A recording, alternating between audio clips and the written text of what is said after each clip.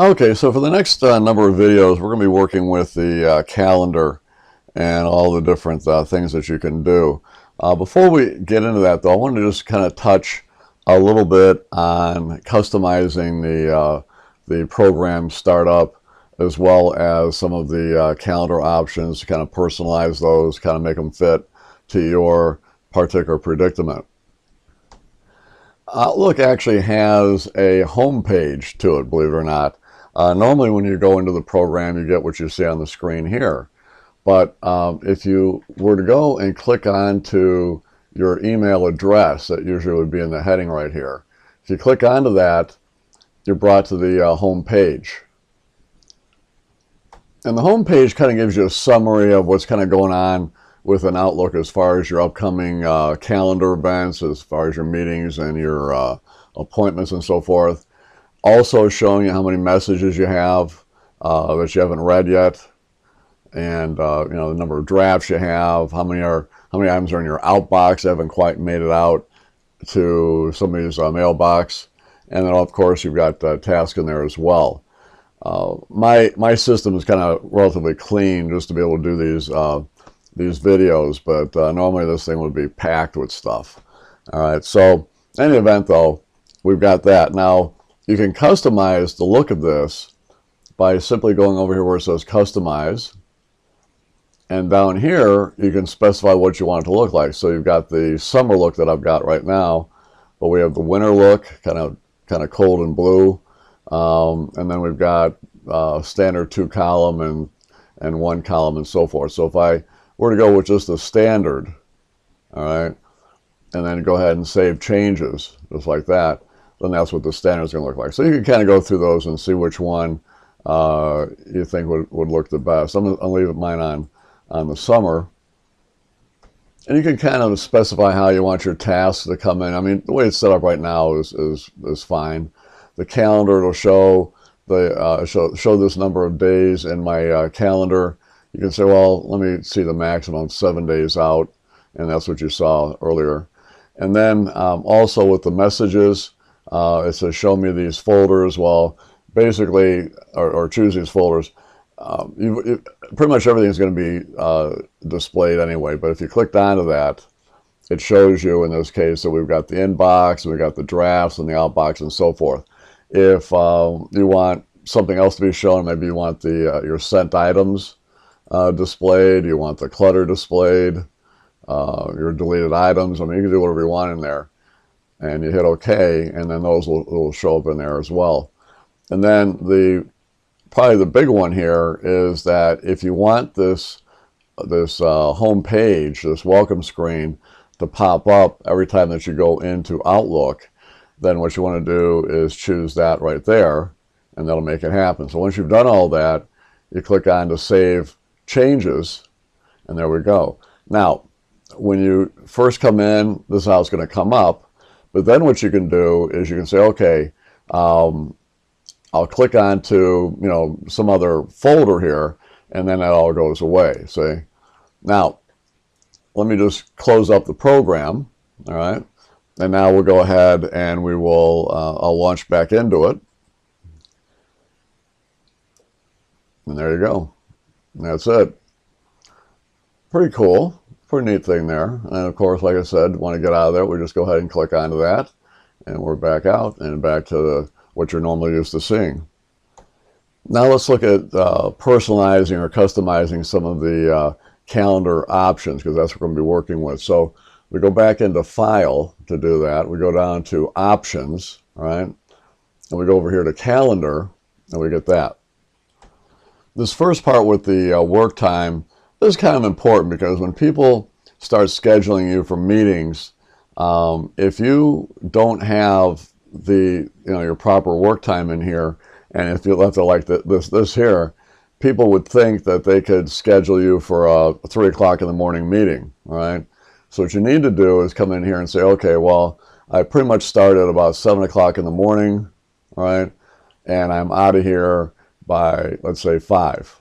Oop, not 5 a.m. That'd be a bad one, wouldn't it?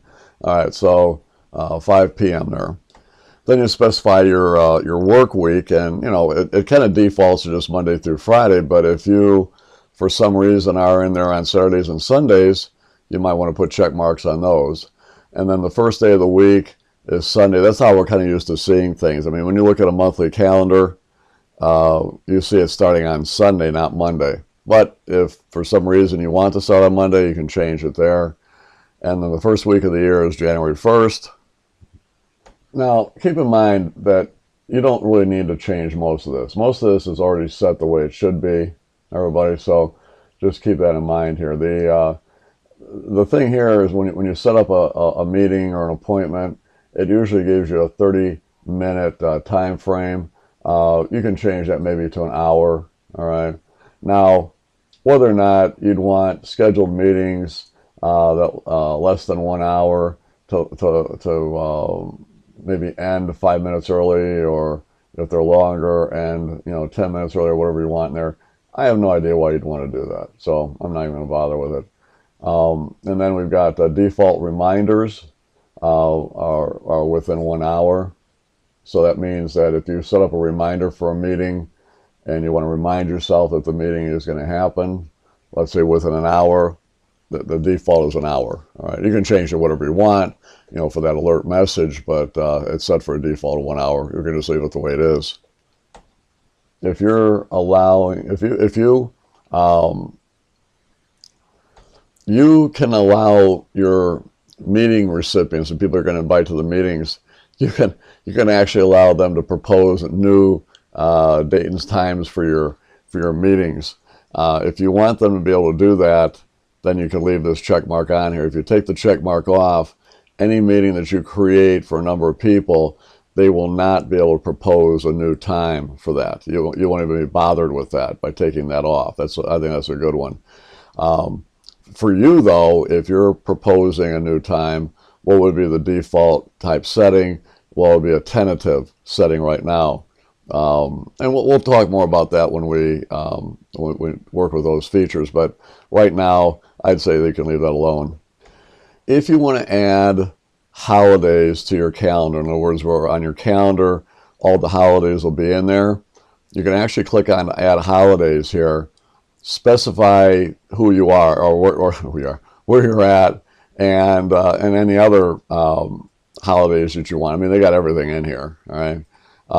You'd hit OK. I'm not going to do it to mine, but you would hit OK, and then would add all the holidays within your calendar. It's pretty cool. I just don't want it. And then now later on, I'm going to show you guys how you can actually view other users' calendars. Not necessarily see the detail, but just be able to see whether or not they're busy or not. That would be kind of like the default. And right now, my calendar is set up so where if somebody were to try to view my calendar, the most they're going to see is I'm busy or not. And that's it. They're not going to know the subject of the meeting or the appointment. They're not going to know anything about it. They're just going to know I'm busy. All right? Now, let me show you something. If you click on this button, all right, you can actually tell it that you want your organization. That means everybody that's in your company, all right, that's on your system, everybody that's in your global address book, right, can view when you're busy, all right? If you want, you can say, you know what, my life is an open book. I'm going to allow them to do everything. They'll be able to look at the calendar, not only look at the calendar and look at the free and busy times, they're going to see the subject of the meeting in place of where it would say busy right on the calendar. They'll be able to double click that and actually see the details, see the body message, all that's part of the calendar. And they can also go in there and change it. That's crazy. I don't think you'd want anybody to do that. But who knows? You might be in that kind of a situation where you'd want that. So you can do that, or you can just say they can view the details. They can't make any changes and things like that. So the thing is, though, my point of showing this to you is that this is the default normally, all right? You can actually click on to none and make it so where nobody can go in and even see your calendar. They want to be able to tell if you're busy or not. That's a problem. That'd be a problem, because if you do that, then when they're trying to schedule you for a meeting later on, they're not going to know if you're busy or not. See, and that could cause some problems. So you're really kind of forced into going minimally to where just show when I'm busy. And that way, at least when people are scheduling, they'll know if you're busy or not during the time that they're trying to schedule. All right. So I would say that way. If you really want to be a hermit and you really want to stay off the grid, do that one, but I wouldn't suggest it. Anyway, so we'll leave that alone. I'm just going to hit cancel there. All right, so that's how that all works. A little bit further down here, we can also change your calendar's color. All right, and you can do this on the outside as well, but you can change your calendar color. You just say, well, I want my calendar to be orange. All right, and that would be it. Now, as far as the time zones go, right now, you'll have whatever your time zone is here. It usually kind of defaults, I think, to like Eastern or whatever, but it depends on what area you're in. It'll usually come up with the proper one in there.